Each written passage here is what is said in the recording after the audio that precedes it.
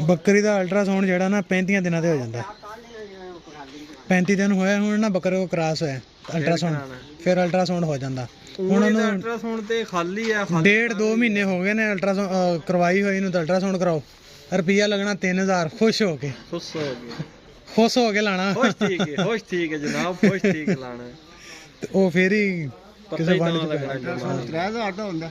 ਬੱਕਰੀ ਦਾ ਅਲਟਰਾਸਾਊਂਡ 3000 ਦਾ। ਇੱਥੇ ਆ ਕੇ ਕਰਦੇ ਜਾਂ ਉੱਥੇ ਖੜਨੀ ਪੈਂਦੀ? ਇੱਥੇ ਆ ਕੇ ਕਰਦੇ ਡਾਕਟਰ ਵਸੀਮ ਸਾਹਿਬ ਨੇ, ਗੁਜਰਾਤ ਦੇ ਹੈ, ਪਿੱਛੇ ਮੇਰੇ ਖਿਆਲ ਸਰਗੋਧੇ ਦੇ ਨੇ।